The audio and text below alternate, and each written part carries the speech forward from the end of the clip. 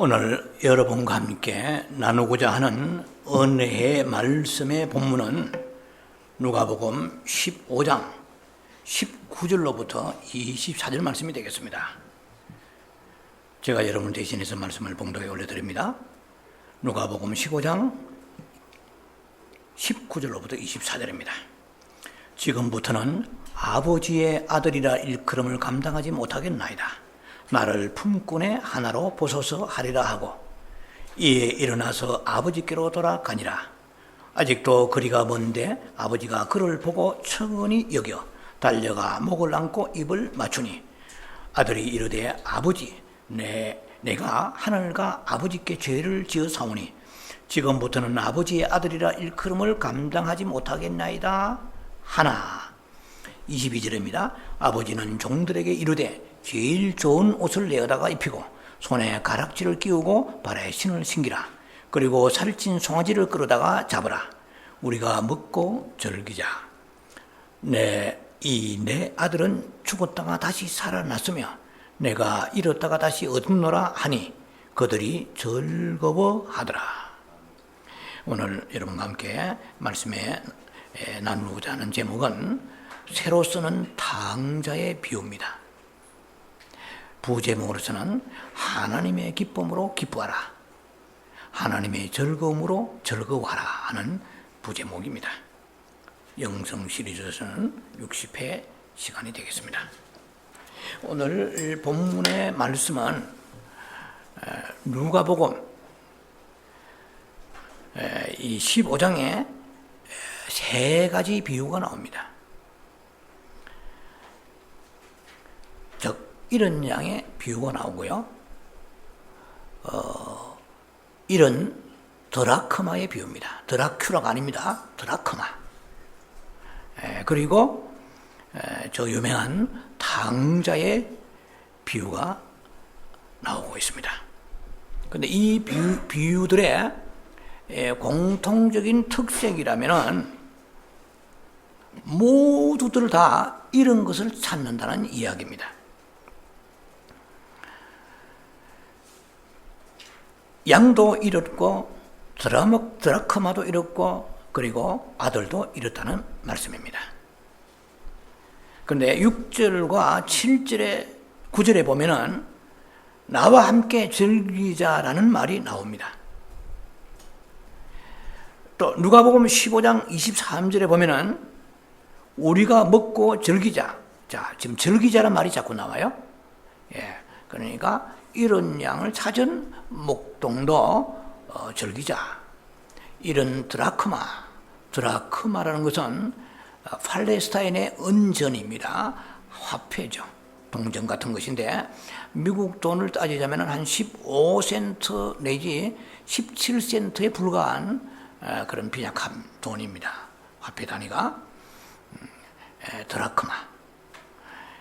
그것도 여인이 찾아서 즐거워했고 또 이런 아들을 다시 찾아서 집으로 돌아왔을 때, 탕자가 돌아왔을 때 역시 그 아버지가 즐거워하고 기뻐했다라는 동일한 그 결과 반응이 묘사되고 있습니다. 바꿔 말하면 잃어버린 영혼에 대한 하나님의 그 회복하심의 기쁨이라고 말할 수 있겠죠. 자, 그래서 오늘은 특히 그 누가복음 15장 전체를 강의하는 시간은 아닙니다. 이전에 한번 누가복음 15장에 대해서 말씀을 나누었죠. 이제는 19절로부터 24절에서 이전에 언급하지 못했던 그런 부분들을 더 보충하고 그리고 조금 다른 어떤 각도에서 접근하면서 탕자의 비유에 하나님이 주시고자 하는 메시지의 은혜 받는 시간을 가지길 바랍니다. 죄인들에게 가서 우리가 한번 물어본다면 어떻게 구원받을 수 있는가를 물어본다면 이 세상 사람들에게 말입니다. 아주 각양각색의 그런 그 희귀한 답변들이 나오겠죠. 구원받는 방법이 백인백색일 것입니다. 각양각색일 것입니다. 뭐 예를 들면 무슬림은 무슬림대로 또 그들은 꾸란이라는 코란 그런 경전을 가지고 있고 예수 그리스도를 그들은 메시아라기보다도 하나의 사도로 생각합니다. 그냥 다시 그가 이 땅에 와가지고 말하자면은 그들이 생각하는 메시아에 대적하는 세력들을 물리치고 알라 신을 경배하게끔 많은 사람을 인도할 것이다. 아마 계상망측한 교리로 연결되겠습니다. 또 불교인들 말하자면은 부디스트라고 그러죠. 불교인들은 나름대로의 또 윤회 사상을 가지고 있어요. 그들은 3계 6도라는 그런 어떤 기본 틀을 가지고 있어요. 이 세상은 욕계와 색계와 무색계로 되어 있다. 저는 불교의 깊은 그런 지식이 없습니다만 굉장히 깊어요. 불교 얼마나 복잡한지 말로 다 표현할 수 없어요. 불교는 신학이 아니면 티올로지칼이라는 신학이 아니에요. 철학입니다. 필라소피라는 철학이야. 동국대 가면 불교 철학과라고 그러지 불교 신학과가 없어요. 그러나 총진대학이라든지 장진대학이라든지 서울에 유수 많은 그런 신학대학들은 전부 다 신학교라고 그러지 무슨 예수 철학과라는 말이 없잖아요. 동국대 불교 철학과 자기들이 이미 솔직하게 고백하고 있어요. 철학과라고. 그러나 윤회 사상이죠. 사람이 다시 환생하고 또 생축으로 태어난다 이런 것도 있고 아수라 악이 무슨 인간으로 다시 태어날 수도 있고 자칫하면 생축으로 태어날 수도 있고 그 육도가 있어 복잡합니다. 불교도 엄청 깊습니다. 이 사탄이 아주 교묘하죠.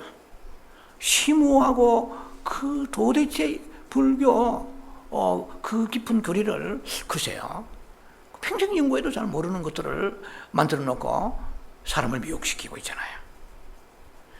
그리고 힌두교 있죠. 또 이 사람들도 비슷합니다. 더 나은 환생을 위해서 업보로 쌓아라. 이 땅에 있을 때에 행위의 업보, 맹상의 업보, 봉헌의 업보 이래가지고 또 힌두교가 있고 그 외에 조르아스트라든지 조르아스트 많은 그런 이교들이 있습니다.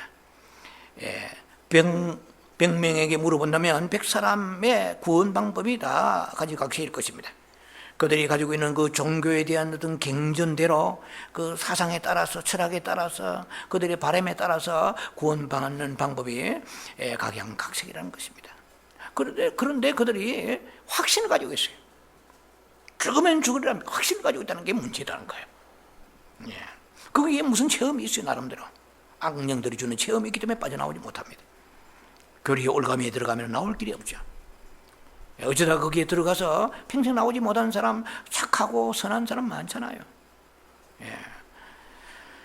자, 그런데 오늘 본문에 등장하는 이 당자에게서도 그가 생각하는 구원의 방법이 있다는 거예요.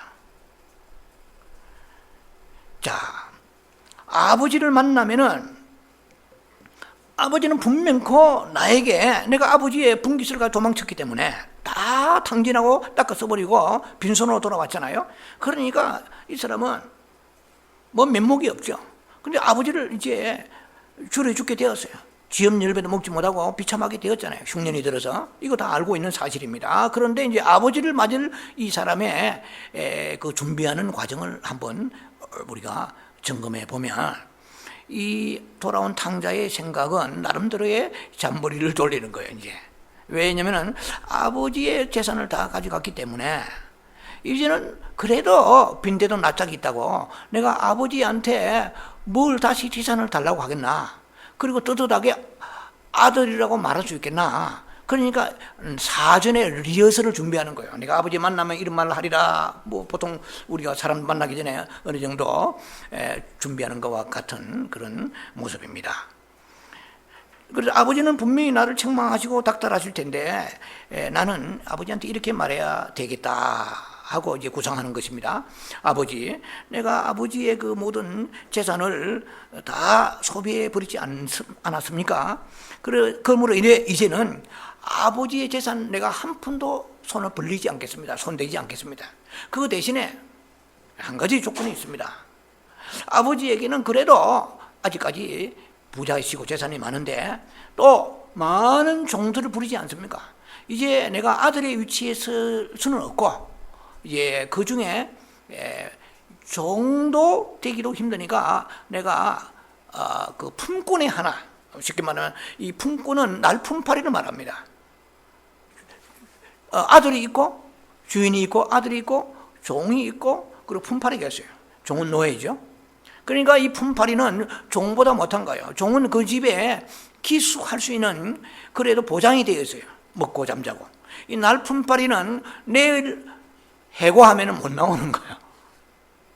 그러니 이 사람이 마음이 얼마나 지금 물처럼 쏟아지고 낮아졌는지 아들이 아버지 앞에 면목이 없으니까 날품팔이를 조사오니 나를 써주소서 이렇게 마음에 작정하고 아버지를 만나러 가는 내용이 나오지 않습니까?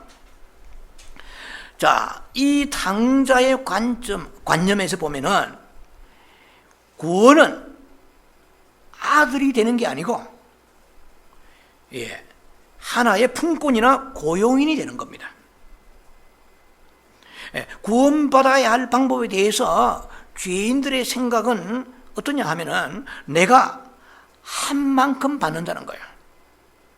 그래서 업보라는 게 나옵니다. 모든 타 종교들, 힌두교나 불교나 마찬가지로 모슬림도 마찬가지고요. 업보라는 게 나와요. 은혜보다도 거기에 업보가 나옵니다. 우리도 그런 영향을 많이 받았어요. 특히 한국 사람들은. 그래서 뭔가 잘못되면은 잘한다, 잘한다. 내 그럴 줄 알았다. 업보적인 정죄가 나오잖아요. 그래서 그런 사상이 우리에게 인과응보의 사상이랄까요? 이게 굉장히 깊숙이 박혀 있습니다. 내가 일한 만큼 보수를 달라는 것은 굉장히 정직하고 합리적이죠.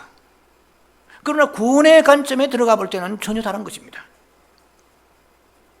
이 아들이 당자가 아버지에 돌아오는 것은 높은 차원에서 구원론을 지금 얘기하고 있는 것입니다. 일한 만큼 대가를 요구하는 것은 아들이 아니라 품꾼이 요구하는 방식이란 말이야. 자, 20절부터 22절을 보면 누가복음 15장에 제가 읽어드립니다. 이에 일어나서 아버지께로 돌아가니라.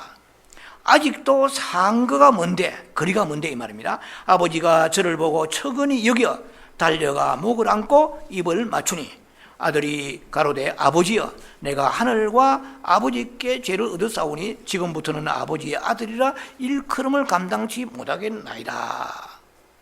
하나 아버지는 종들에게 이르되 제일 좋은 옷을 내어다가 입히고 손에 가락지를 끼우고 발에 신을 신기라 라고 이렇게 아버지가 말씀하십니다. 자, 당자는 아버지에게 돌아가서 아버지를 만났을 때 그가 준비한 대로 리허설을 한 대로 말합니다. 원래 아버지를 만났을 때 하고자 하는 얘기는 19절에 나와 있어요.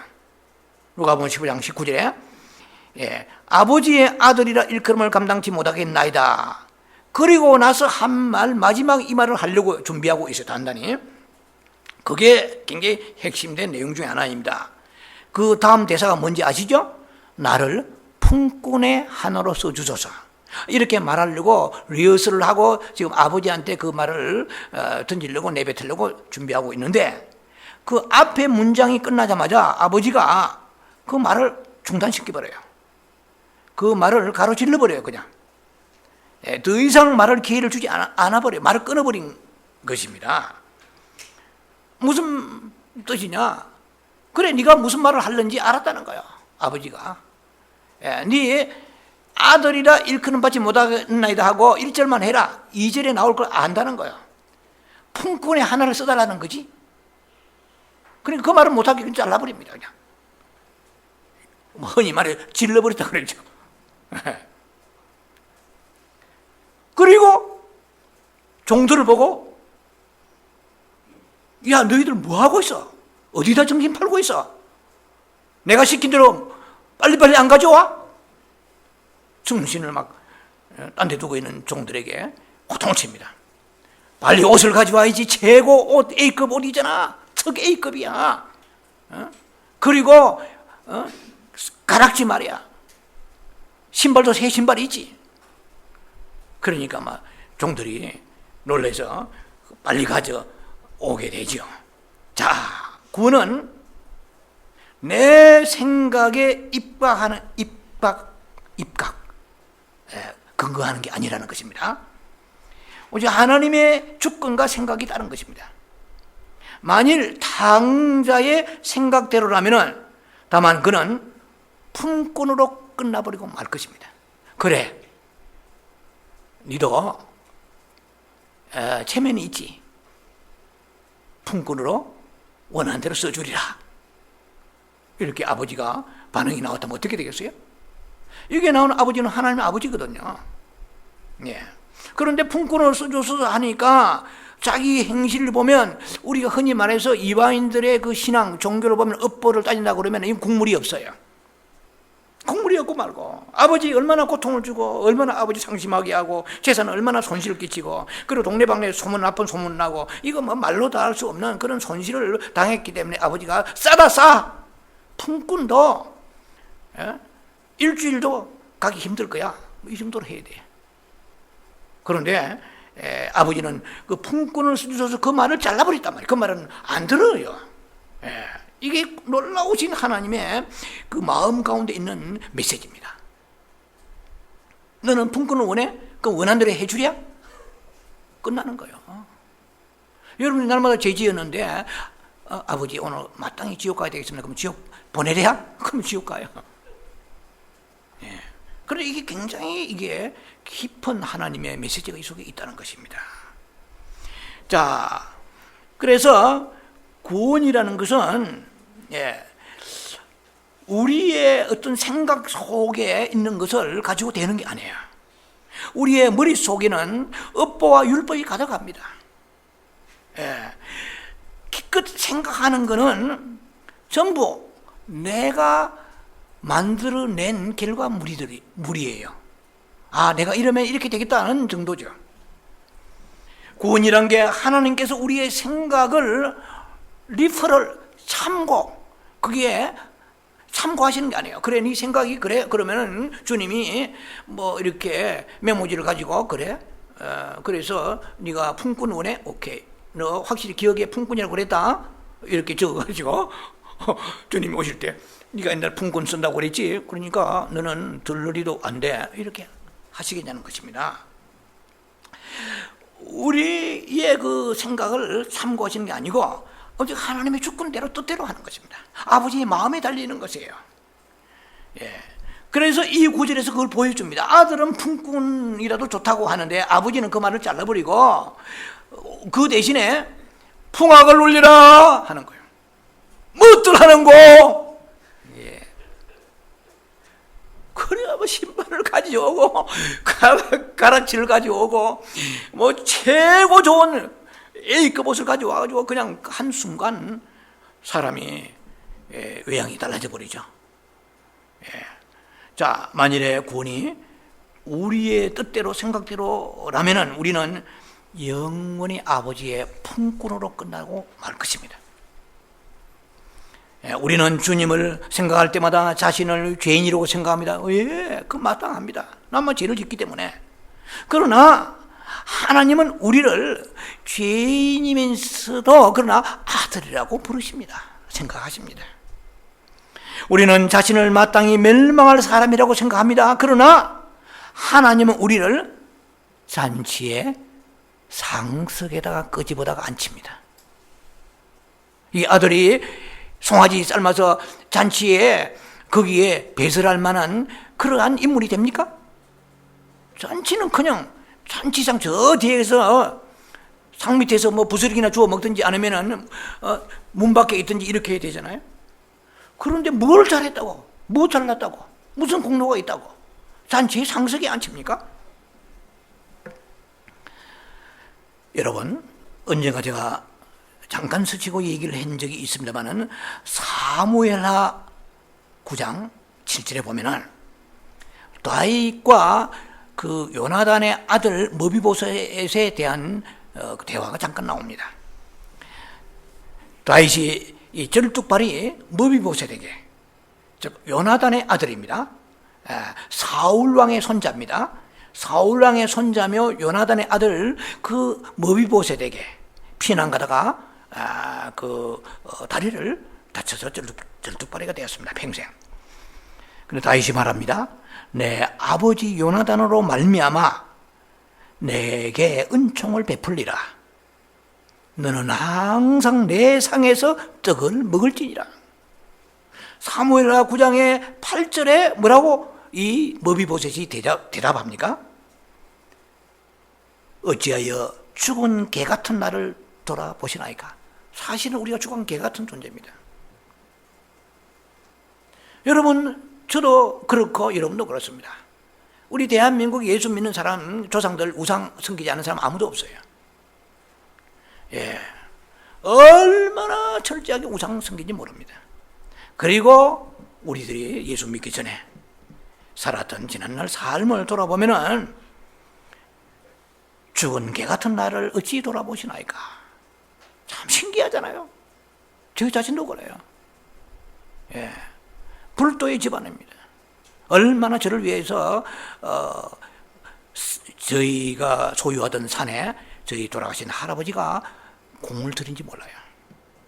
저는 그 깊은 깜깜한 검은 밤에 할아버지가 저를 위하여, 자손들을 위하여 공을 들이러 호롱불 하나 들고 머리에 하얀 댕기 띠시고 하얀 그런 소복, 바지 색삼을 입으시고 깊은 산길로 밤중에 갈 때 따라가다가 너무 겁이 나서 돌아와 버렸어요. 얼마나 후손들에 대한 그 집념이 강한지. 그 깊은 산길로, 저희가 있던 그 야산이 있는데, 깊은 산인데요, 그 산길로 올라가서 가지고 할아버지만 아시는 공 들이는 장소가 있습니다. 그래서 얼마나 많이 빌고 비는지 몰라요. 자, 그런데도 하나님은 하나님의 자녀로 불러주셨습니다. 사실 절뚝발이 머비보셋은 다윗이 멸족시켜야 마땅한 사울의 철천지 원수 집안의 손자입니다. 사울 왕이 손자입니다. 그런데 멸족은커녕 다윗과 겸상했습니다. 다윗이 하나님이라면 이게 요나단은 예수 그리스도로 우리가 상징할 수 있습니다. 그 요나단이 다윗과 너무나 생명을 나눈 친구였습니다. 그 요나단을 보고 머비보셋이 아름답게 보인 것입니다. 우리 오늘 잘나서 우리가 예배 나오고 잘나서 우리가 뭐 예수 믿었습니까? 예수 그리스도의 십자가의 그 피로 인하여서 정말로 우리가 돌이킬 수 없는 그 수많은 죄악들을 주께서 다 도말시켜 주시기 때문에 주님 앞에 우리가 오늘도 이렇게 떳떳이 나와서 하나님의 아들로 딸로 우리가 신부에 영성하면서 주님 앞에 오늘도 가까이 가고 있습니다. 하나님의 은혜는 말로 다 할 수 없습니다. 우리는 자신을 아들이라고 일컫는 것을 감당치 못하겠노라고 말할는지 모르지만 주님은 우리가 생각하는 것 그 이상의 것을 이루어가고 계신다는 것입니다. 구원은 내 생각이나 나의 관점에서 따지는 것이 아닙니다. 하나님의 그 놀라우신 사랑과 그 은혜의 뜻에 의하여 따르는 것입니다. 아직도 거리가 멀어요. 성경에는 어떤 성경은 상거가 이제 거리라 이 말이죠. 아직도 거리가 먼데 그를 보고 척은히 여긴 사람은 아버지였습니다. 돌아오는 그 탕자 아들은 오히려 젊은 놈이 비실비실하고 걸어왔습니다. 천천히. 그러나 그 늙은 아버지가 얼마나 학수고대했길래 아버지가 벗은 발로 그냥 쫓아나가서 아들을 어긋맡기고 아들의 그 목을 안고 반겼다는 것은 하나님의 그 기다리심, 사랑은 말로도 할 수 없다는 거기에 나타나 있습니다. 어떻게 그렇게 아들을 환대할 수 있는가요? 자, 여리고의 강도에게 자비를 베푼 자는 사마리아 사람입니다. 자비가 무엇입니까? 히브리 헤세드라는 자비가 무엇입니까? 자비라는 것은 우리가 아주 낮은 위치에 비참하고 슬픈 위치에 있을 때에 베품을 받는 것이 자비입니다. 즉 윗사람이 아랫사람에게 불쌍한 처지에 있는 아랫사람에게 베푸는 것이 자비입니다. 만일 그 아들이 여유만만해가지고 위풍당당하게 보무당당하게 내가 뭐 분깃을 들어 먹어서 먹었지 뭐 사업이란 게 뭐 사람 마음도 됩니까? 그래가지고 아버지는 아주 그 뻔뻔하게 돌아왔다. 그러면은 자비를 받았겠느냐는 것입니다. 어떤 마음으로 돌아왔을까요? 터덜터덜 돌아오는 그 아들의 모습은 아버지가 볼 때는 마치 구걸하는 위치에 서서 구걸하는 자가 된 모습이었다는 것입니다. 너무 불쌍해요. 그때 돈 훔쳐갈 때는 좀 개심했겠죠. 어느 면에서는 서운하고 상처받고 이랬지만은, 그러나 그건 잠시고 그가 돌아오지 않은 그 숱한 날들을 문을 열어놓고 등을 걸어놓고 얼마나 기다렸길래 멀리서 오는데 다른 사람 눈에 안 보이는데 아버지 눈에는 띄인 거예요.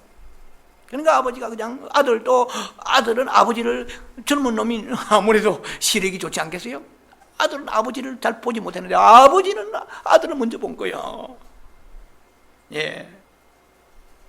그래서 터덜터덜 돌아오는 그 아들을 문전에서 정말 구걸하는 아들 같은 그 모습입니다. 구걸꾼 같은 모습의 그 아들을 바라보면서 아들을 그렇게 영접합니다. 자, 우리가 구걸하는 사람을 어떻게 잔치에 상석에 앉힐 수가 있나요? 거지를 어떻게 잔치에 상석에 앉힐 수 있습니까? 여러분, 하나님을 멀리 떠났습니까? 하나님과의 뭔가 여러분들이 집중하는 일들, 세상 일들, 직장이나 가정이나 사람들, 가족들에게 집중하다 보니까 하나님과 멀어지고 있습니까? 그래도 여러분 위풍당당합니까? 아니면 구걸하는 자와 같습니까? 하나님의 자비를 받으려고 그러면 구걸하는 자와 같이 그렇게 베품을 받아야 됩니다. 불쌍히 여김을 받아야 됩니다. 그래서 우리의 기도는 Son of God, have mercy on me, a sinner. 우리가 그렇게 예수 기도라는 것이 거기에 have mercy on me, 나를 불쌍히 여겨 주옵소서. 내 딴에는 잘한다지만 잘한다고 하면 할수록 더욱더 빗나가고 결심이 어긋나갈 때가 너무 많습니다. 나는 문전에 앉아서 부잣집의 그 주인이 혹은 길에 지나가는 행인들이 던져주는 또 독립 한 전을 나는 애타게 기다리고 있습니다. 내가 몇 푼이라도 그 동전을 기다리고 있는데 그 동전을 기다리는 그 거지의 마음, 거지는 거지다워야 돼요. 거지의 덕목이라 할까요? 거지는 불쌍히 여김을 받아야 됩니다. 거지를 바라볼 때 굉장히 튼튼해 보이네, 걔 용감무상하다, 야 뭐 에너지릭하다. 거지는 동정받지 못합니다. 거지는 불쌍히 여김 받아야 돼요. 그래서 그 아버지의 자비를 지금 이 아들이 혜택을 입고 있다는 것을 우리가 볼 수가 있습니다. 여러분, 마태복음 5장의 팔복을 잘 아실 것입니다. 첫 번째 나오는 게 마태복음 5장 3절에 심령이 가난한 자는 복이 있다. 마카리오스 호이 포토코이 토 포뉴마티에서 혹은 이래 나오는데, 거기에 나와 있는 포토코스라는, 이것이 헬라어로서 포토코스가 절대적 빈곤을 말합니다. 찢어지게 가난해요. 더 이상 가난할 수가 없어요.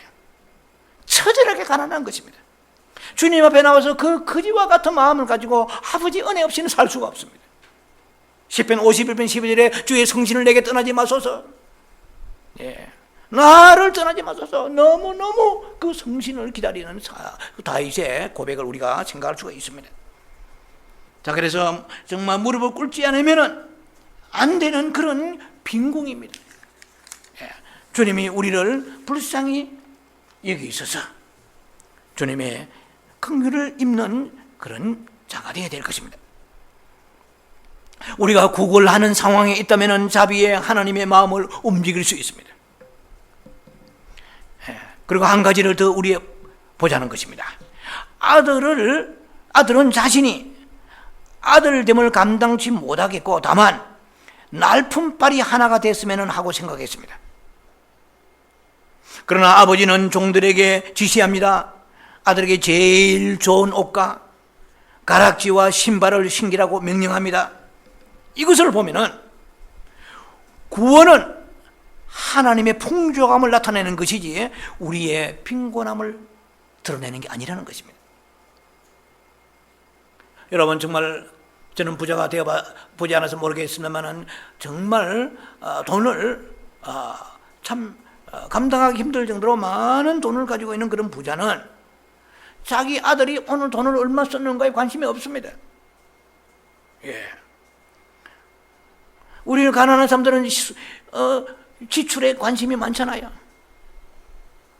그러나 돈이 많은 부자는 얼마 나가는지 그 위에 대해 연연하지 않아요. 앞으로 얼마를 줄 것인가에 대해서 관심을 가지고 있다는 것입니다.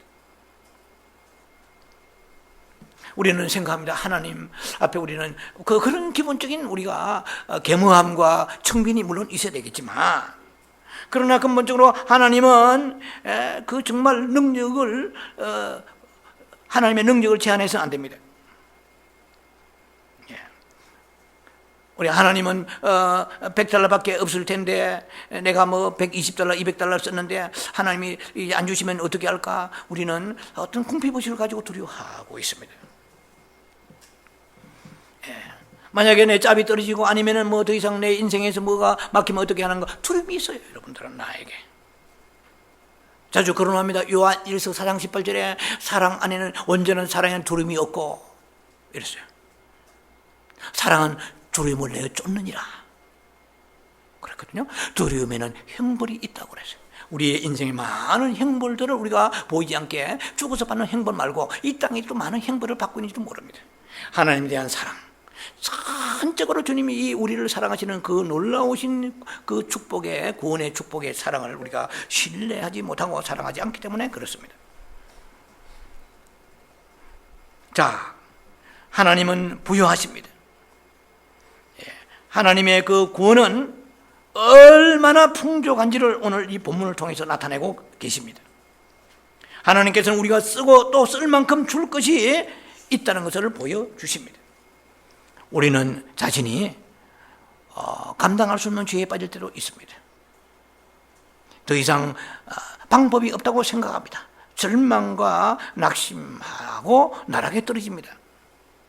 그러나 하나님은 과연 우리가 그러한 인간적으로, 교리적으로, 상식적으로 내 믿음의 수준을 봐서 무엇을 보든 간에 이것은 도대체 넘어갈 수 없고 해결할 수 없다라고 우리는 절망 가운데 몸부림칠 수가 있습니다. 그러나 하나님은 과연 우리가 그러한 죄에 대해서 하나님은 무능하다, 이 보통 죄가 아니다, 내가 손댈 수가 없구나, 이 너무 몸이 암에 퍼져가지고 내가 메스를 댈 수가 없구나 하는 그런 의사와 같이 하나님이 너무 죄가 창궐하고 너무 죄가 중하고 깊고 오래되었기 때문에 내가 메스를 댈 수가 없구나, 손을 댈 수가 없구나, 돌아가라, 가서 먹고 싶으면 먹고 지나다가 죽어라, 이렇게 하시겠어요? 하나님은 대책이 있습니다. 그분은 능력자이십니다. 전능자이십니다. 많은 때 우리 크리스천들은 믿음 생활하면서 우리가 연약하고 범죄하기 때문에 때로는 우리가 양심으로 찔림받을 때가 많습니다. 그래서 저도 양심에 대한 메시지를 여러분들에게 몇 년 전에, 2년 전에 선포를 했습니다. 양심이 우리가 더러워지면 안 됩니다. 회개를 해야 되죠, 깨끗하게. 그래서 우리는 양심의 상태가 어떠한 것에 대해서 우리가 말하지만은 주님의 보혈은 어떠한 상태에 있든 간에 그 주님의 보혈은 대책을 말합니다. 능력을 말합니다. 가치를 말합니다. 나의 보혈이, 히브리 9장 14절에 양심에 뿌려준 나의 보혈이 너가 지은 죄보다 약하단 말이야. 너가 지은 죄보다도 무능하단 말이냐. 그렇지 않습니다. 우리는 우리의 양심의 피 뿌림 받았습니다. 그 양심의 피 뿌린 것은 영원합니다. 예수 그리스도의 피 뿌림입니다. 이것은 양심과 피가 나눠지지 않아요. 어느 날 내가 죄를 지었기 때문에 양심과 피가 나눠지고 이러지 않아요. 양심에 뿌린 그 피는 영원합니다. 그래서 우리가 회개하고 끝없이 깨끗해지기를 원하시는 것이지, 그래 잘 됐다 이참에 정리하자. 네가 아버지의 분깃을 줄 때가 안 되는데 미리 달라고 해서 허랑방탕 떠났지. 이제는 호적에서 니를 지워버리겠다. 호적을 우리말로 파버리겠다. 이제 내가 너에게 흘려준 그 양심의 피 뿌리진 그 피를 내가 거두어 가리라. 회수해 가리라. 끝났다. 알아서 해봐라. 이렇게 하지 않습니다. 당장 사탄막이 와가지고 우리는 영원한 멸망에 빠질 수밖에 없습니다. 보혈과 그 양심은 예수 그리스도의 피는 우리 양심과 나누지 않는다는 것입니다. 이것은 눈보다 더 희고 정결합니다. 이보다 더 흰 것은 없습니다. 주님은 오늘 우리에게 입혀줄 옷이 있습니다. 끼워줄 가락지가 있습니다. 신겨줄 신이 있습니다. 물론 이전에 제가 말씀을 잠깐 언급했습니다. 가장 좋은 옷입니다. 그냥 대강 싸구려 세일하는 거, 덤핑으로 클리어런스 하는 거, 그거 뭐 10불짜리, 5불짜리, 7불짜리가 아니고 최고 좋은 것입니다. 어쩌면 이런 생각도 해볼 수 있어요. 종이 막 흘레불떡 해가지고 주인이 닥달하니까 가서 옷을 가져오는데 누가 그 옷을 가져오라고 그래서, 그거는 B급이 아니야. A급을 가져오라고 그랬지. 특 A 말이야. 어쩌면 그랬을지도 모릅니다. 이것은 가장 좋은 옷이고 왕이나 임금이 입는 옷이라고 그렇게 주석을 보면 나와 있습니다.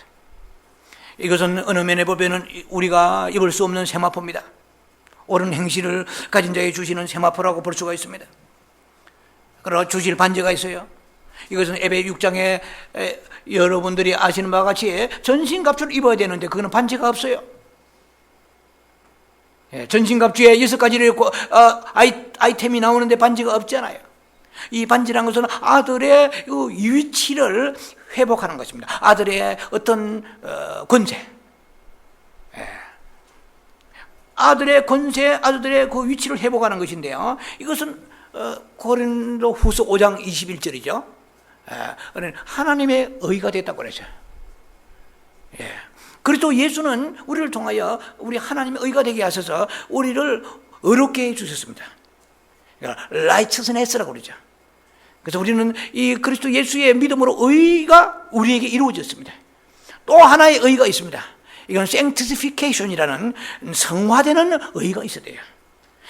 우리 성화는 날마다 성화되어야 됩니다. 그러나 우리가 믿음으로 하나님 앞에 의롭게 된 것은 영원합니다. righteousness입니다. 그러니까 그것은 마치 그 아버지가 종들에게 반지를 가져오래서 끼워주는 것 마찬가지입니다. 아들의 권세를 회복해 주었습니다. 그리고 신발을 신겨줬습니다. 이것은 복음의 평안의 신발이라고 누누이 우리가 자주 거론합니다. 자, 그래서 하나님은 이런 것들 때문에 이거 신발이 다르면 어떻게 할까? 아니 반지가 이렇게 혹은 전당포에 저당 잡히면 어떻게 할까? 옷이 낡아져 떨어져 버리면 어떻게 할까? 이런 걸 두려워하지 않고 염려하지 아니하시는 분이십니다. 22절 보니까요, 살찐 송아지를 끌어다가 잡으라 그랬습니다. 우리가 먹고 즐기자 그랬어요. 자, 옷이나 신발과 그리고 반지는 1인용입니다. 내가 그 반지 끼면은 다른 사람 끼지 못해요. 내가 그 신발 신으면 내가 신어야 되는 것이죠. 내가 옷 입으면 다른 사람과 같이 입을 수가 없어요. 그러나 살찐 송아지는 다인용입니다. 다수용입니다.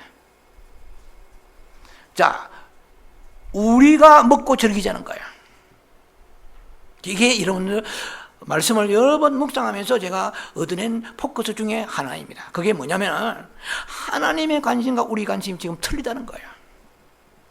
틀려도 너무 틀리다는 거예요. 주님이 말씀하시고자 하는 의미가 이게 무엇인가를 오랜 묵상 가운데 그것이 빛 가운데 주시는 암시가 무엇이냐는 것입니다. 그것이 함께 즐기자는 것이에요. 너희는 함께 즐긴다 대해서 그런 동참의식이 없다는 거예요. 예, 그거는 제가 큰 아들과 우리가 같다는 것을 제가 말씀을 마지막 결론 부분에 맺으면서 여러분과 나눌 것입니다. 자, 그래서 내가 구원받고 내가 기쁨으로 충만합니다. 자, 내가 건강해요. 내가 사업이 잘 돼요. 예, 내가 건강해요. 물론 그것을 가지고 그 몸을 가지고 그 물질을 가지고 그 성령 충만 가지고 뭐 하나님 섬길 수 있겠지만은 일단은 이것은 나 한 사람의 것이에요. 네, 여러분이 아무리 건강해도 여러분 건강 내주겠어요? 여러분 기쁨 내주겠어요? 여러분의 그 축복과 기쁨은 1인용입니다. 그러나 오늘 성경은 뭐라고 말씀하십니까? 하나님의 기쁨, 축복 주신 하나님의 기쁨을 말하고 있습니다. 그러니까 우리하고 지금 동떨어져 있어요. 공감이 잘 안 돼요, 자꾸. 예, 우리는 1인용에 관심이죠. 우리의 개인적인 나의 감각적 삶에 있어서 들어오는 것을 우리는 더 소망하고 있다는 것입니다. 우리는 한 죄인이 구원받았을 때 그 죄인의 기쁨만을 생각하지 않아요? 얼마나 기쁘고 춤추고 노래했습니까? 과거에 우리를 생각해 보면 알 수 있잖아요. 그러나 하나님은 죄인 한 명 한 명이 구원받을 때 하나님의 그 기뻐하심은 말로 다 할 수 없습니다. 우리는 하나님의 기뻐하심에 포커스를 잘 두지 못해요. 개인의 관심을 가지고 우리는 그 개인을 불쌍히 여기고 그리고 부러워하고 거기에 우리가 모든 관점을 거기에 쏟아놓고 있다는 것입니다. 하나님의 기쁨을 볼 수 있어야 하나님의 마음을 알게 될 것입니다. 그러므로 우리는 하나님께 기쁨을 드려야 됩니다. 하나님의 기쁨을 기뻐해야 됩니다. 하나님의 즐거움을 즐거워해야 됩니다. 왜 그러냐? 오늘 본문의 말씀이 분명히 이 세 가지 비유가 모두 다 한결같이 이런 양을 찾아도 나와 함께 즐기는 거예요. 그리고 드라크마도 마찬가지고 이런 아들을 찾아도 즐기라는 것이 나와 함께 즐기는 것입니다. 자, 29절을 보겠습니다. 누가복음 15장 29절에 큰 아들이 말합니다. 내가 여러 해 아버지를 섬겨 명을 어김이 없거늘 내게는 염소 새끼라도 주어 나와 내 벗으로 즐기게 하신 일이 없더니 이랬습니다. 지금 이 아들도 뭔가 자기도 모르게 거짓말하고 있는 거예요. 발견할 수 있습니까? 자, 이 아들이 뭐라고 얘기했다고 그랬죠? 내가 여러 해 아버지를 섬겨 명을 한 번도 어긴 적이 없거늘 이렇게 했어요. 그런데 이건 29절이고 28절에 뭐라고 되어 있느냐면은 그가 들판에 있다가 이제 큰아들입니다. 노하여 집에서 막 그 잔치 소리가 들리고 노래 소리 들리니까 그가 엄청난 지금 성질이 난 거예요. 화가 난 거예요. 그가 노하여 들어가고자 아니하거늘 아버지가 나와서 권한대 이랬거든요. 아버지가 말해도 지금 자기가 안 들어요. 권한 대로 듣지 않으면서 밖에 서가지고 버티면서 뭐라고 얘기합니까? 아버지가 지금까지 나에게 명한 거 한 번도 어긴 적이 없습니다라고 아버지 앞에 사태질하며 달라드는 거예요 지금. 자, 지금 얘기하려는 관점에 중요한 키포인트는 그게 있는 것이 아니고 내게는 뭐라도 주어야 됩니까? 염소 새끼. 이 큰아들은 아버지의 그 기뻐 즐거워하는 데 관심이 없어요. 염소 새끼면 되는 거예요. 내가 염소 새끼를 달라는 거야. 그래서 나에게 기쁨을 달라는 거야. 아버지의 기쁨, 아버지가 무슨 생각하시고 무엇 때문에 고뇌하시고 무엇 때문에 즐거워하시고 이런 관심이 없어요. 이것은 어느 면에서는 유대인이나 아니면 바리새인이나 이런 서기관들 이런 사람들을 하나의 비유로 그렇게 나타내고 있습니다. 그러나 오늘 우리들을 생각해 보세요. 여러분들이 하나님의 즐거움, 야, 내가 이렇게 주님 앞에 세상을 버리고 세상을 내가 멀리하면서 내가 정말 거룩한 삶을 살면, 그리고 영혼을 위하여 내 눈물을 흘려 기도하고 중보하고 다른 사람을 영혼을 전도하면 하나님이 얼마나 기뻐하실까? 이게 관심이 많으세요. 염소 새끼에 관심이 많으세요. 우리는 이게 집안에 있는 탕자와 같이 염소 새끼에도 관심이 많은 줄 우리가 자신도 모르고 살고 있는지 모릅니다. 큰아들은 아버지가 그 자신에게 기쁨을 주시한다고 생각하고 있어요. 작은 아들은 비록 모든 것을 소비하고 돌아왔지만은 아버지를 지금 기쁘게 한 것입니다. 큰아들은 아버지 집에서 자기의 본분을 다 했어요. 그러나 그는 아버지에게 자신의 기쁨만 구한 겁니다. 아버지를 보니까 염소 새끼를 달라는 거예요. 그래서 나와 내 부하고 같이 내가 좀 이렇게 파티하고 즐겁게 놀 텐데 왜 나에게 그 기쁨의 그 어떤 근거를 나에게 갖다 주지 않느냐는 것입니다. 지금 아버지의 그 기쁨에 동참에 관심이 없어요. 지금 내가 급한 거예요. 지금 나에게 필요한 건 먼저 달라는 거예요. 얼마나 이것은 에고이스트한지 모릅니다. 자, 그래서 아버지는 집에 들어가서 함께 즐기기를 원하시지 않아요? 자, 우리 하나님은 우리가 그분과 함께 즐기기를 원하십니다. 하나님과 함께 기뻐하기를 원하십니다. 우리는 주님의 마음을 헤아려야 됩니다. 큰아들은 어디까지나 자기의 즐거움을 위하여 염소 새끼를 요구했잖아요. 그러나 하나님은 사람 혼자 즐기라고 우리에게 무엇을 주시지 않으세요. 이 시간 이후로 여러분들이 각별히 조심해야 될 것이 있습니다. 하나님이 주신 것으로 만족하면 염소 새끼를 구한 사람입니다. 무엇을 하든 간에 하나님을 여러분들이 찾지 않냐고 여러분들이 하나님 의식에서 벗어나면 안 됩니다. 항상 에녹과 같이 365일 동행하는 것 같은 그 믿음의 삶을 우리가 살아야 됩니다. 하나님이 나에게 어떤 것을 주시든 간에 그 하나님을 항상 하나님과 함께 즐겨야 돼요. 네. 자, 그래서 본문에 보니까 지금 아들을 향하여 아버지가 쫓아가시면서 입을 맞추지 않아요? 그것은 아들이 지금 즐거운 것입니다. 왜냐하면 아버지가 지금 닭 달라고 책망할 줄 알았는데 아버지가 아들을 영접하시는 그 태도를 보니까 아, 나를 용서해 주구나. 아버지 마음이 지금 너그러워지시고 괜찮구나 상태가. 그건 아들의 즐거움이죠. 예. 그러나 잔치는 아버지의 즐거움입니다.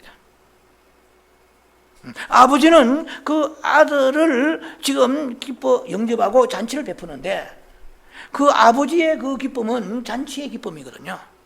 그런데 여기 염소를 새끼를 달라는 큰아들은 거기에 관심이 전혀 없습니다.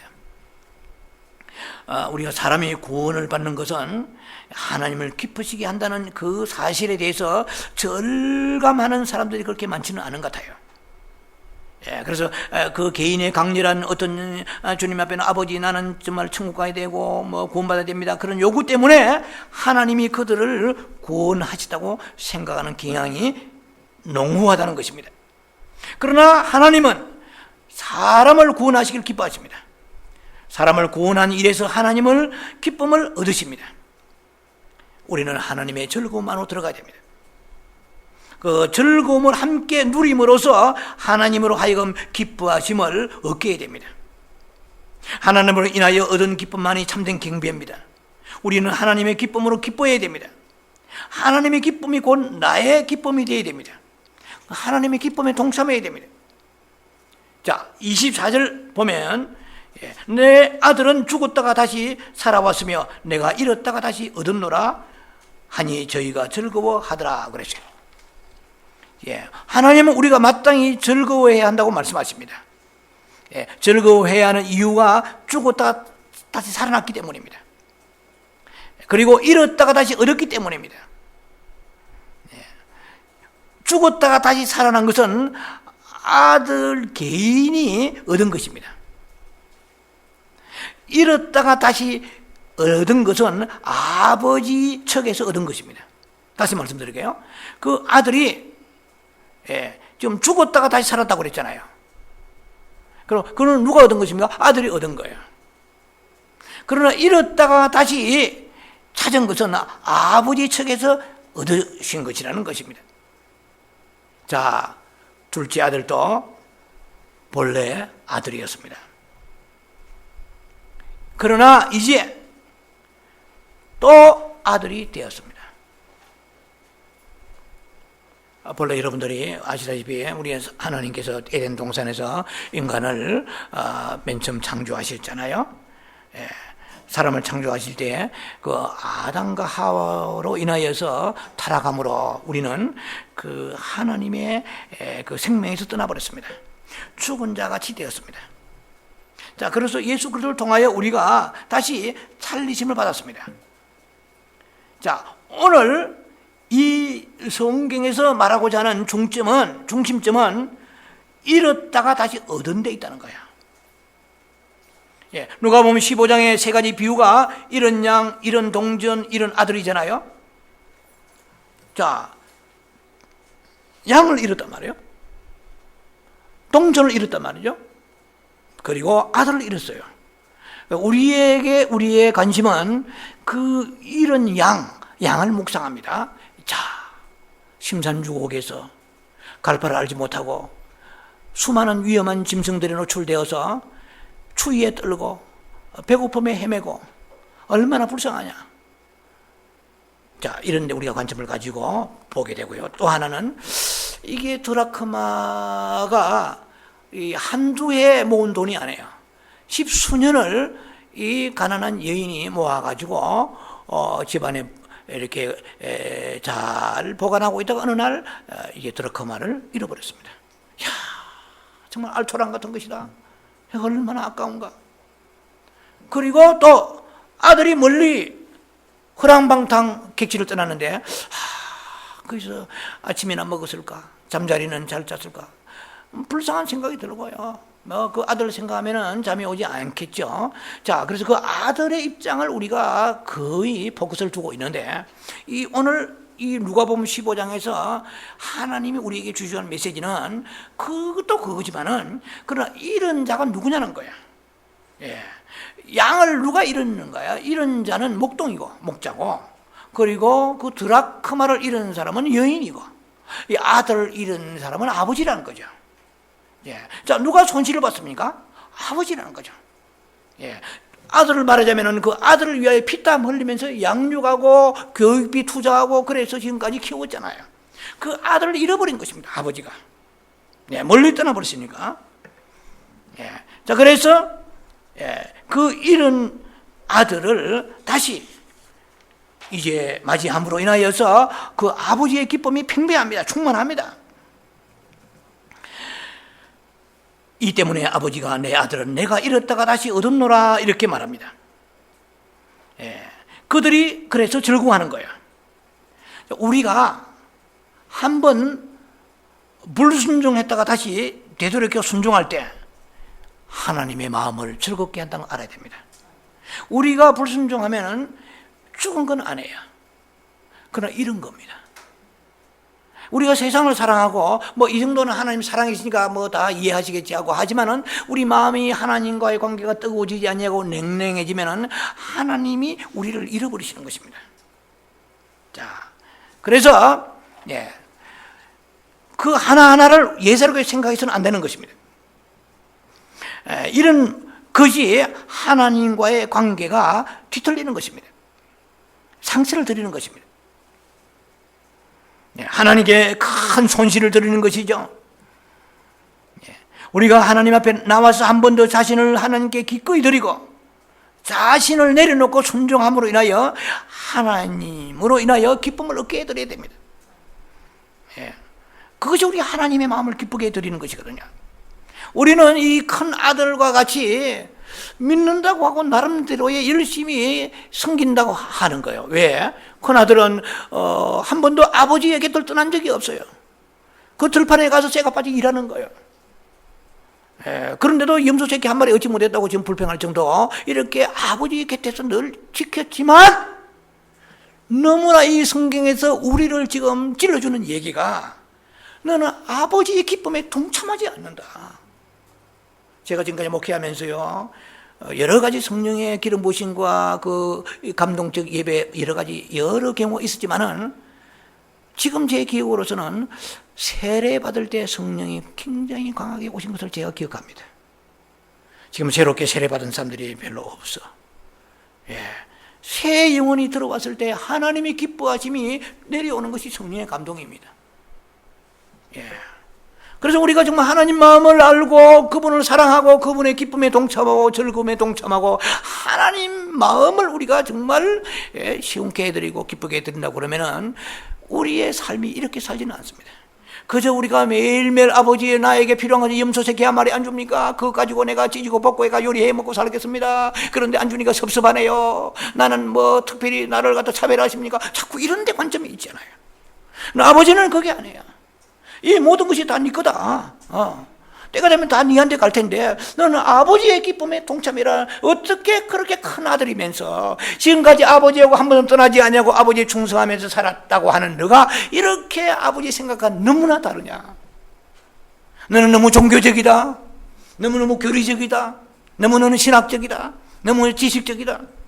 지금은 내가 기쁨에 충만한데 너로 인하여서 함께 기쁨을 즐기려 하는데 너는 바깥에 서서 들어오지 않냐고 인상만 벅벅 쓰고 불평불만하고 업셋 앵글이 그냥 화가 잔뜩 나는 거예요. 하나님의 이런 것을 회복되었을 때 하나님이 기뻐하시는 그 기쁨에 동참해야 됩니다. 그러면 우리는 몇 가지로 생각할 수 있겠죠. 오늘 또 하나님 보실 때 내가 이런 양이 될 수가 있는 거예요. 그건 무슨 말이냐면은 내가 교회는 나오지만 하나님과 뭔가 세상과 볼 때에 하나님보다는 세상이 더 가까워지고 있습니까? 그러면 내가 지금 하나님 앞에 큰 손실을 드리는 것입니다. 그럼 내가 그것을 깨닫고 회개하고 주님께 돌아와서 더 기도하고 주님 앞에 더 헌신하며 주님을 바라보면은 나는 하나님 앞에서 그 기쁨을 드리는 것입니다. 또 하나는 지금까지 우리가 염소 새끼에 관심을 가지고 있는 그런 신앙의 테두리에서 벗어나지 못했는데 하나님의 기쁨이 무엇인가 내가 다시 한번 깨닫고 이게 염소 새끼여도 새끼려니와 하나님의 그 기쁨에 동참해야 되겠다. 무엇을 해야 하나님이 기뻐하실까? 내가 집안에서 하루 종일 일하고 교회에 헌신 봉사하는 그것을 기뻐하는 것인가? 물론 그것도 기뻐하시겠지요. 그러나 근본적으로 보면은 하나님의 기쁨은 이런 것을 회복할 때. 그래서 교회가 영혼을 새로 구원하지 못하면은 흐르지 않는 물과 같습니다. 사해바다와 같습니다. 그래서 우리가 아시는 바와 같이 갈릴리 바다같이 계속해서 물이 흘러내려와서 계속 물이 시큘레이션 되어 순환되어서 그래야 그 바다에 고기들이 산다 이 말이에요. 이 큰 아들의 그 신앙적인 약점은 바로 그거란 말이에요. 누가 봐도 번듯해요. 저렇게 훌륭한 아들이 있나 칭찬할 수 있는 대상의 아들입니다. 그러나 그럼에도 불구하고 전혀 아버지의 기쁨에 아버지의 마음에 관심이 없다는 것을 우리가 생각하면서 우리나 개인의 작은 이해 덕실에 이런 것에 묶이기보다도 중요한 것은 하나님께서 지금 우리 교회를 향하여 우리 가정을 향하여 나를 향하여 하나님이 기뻐하시는가? 그럼 하나님이 기뻐하시는데 거기에 내 마음이 들어가느냐? 아니면은 거기에 마치 창턱에 걸러 앉아 있는 것처럼 나는 중간 지대에 있지는 않은가? 회색 지대에 있지는 않은가? 하는 생각을 하면서 우리가 다시 한번 믿음을 점검해 봐야 될 것입니다. 우리는 나로 인해 하나님을 기쁘게 해드려야 되겠고 또 죄인이 이런 자가 돌아왔을 때 하나님 기뻐하시는데 거기에 함께 그 즐거움에 동참해야 되는 믿음을 여러분들이 회복하시는 역사 있기를 바랍니다. 기도합니다. 자비하신 아버지 은혜를 감사합니다. 오늘은 누가복음 15장에 다시 쓰는 그런 탕자의 비유라는 말씀을 가지고 은혜를 나누었습니다. 하나님의 기쁨에 동참하기보다도 염소 새끼에 관심이 많았고 율법적이고 종교적이고 자기의에 있던 큰 아들 같은 신앙이 온 우리의 모습 아닙니까? 다시 우리의 마음을 풀어헤치고 주님 향해 여는 저희들 되게 하시고 주님의 기쁨이 나의 기쁨이 되게 하시고 주님의 즐거움이 나의 즐거움이 되어서 함께 동참하는 함께 즐거워 기뻐하는 저희들 되도록 축복해 주시옵소서. 예수님 이름으로 감사하며 축복하며 기도합니다. 아멘.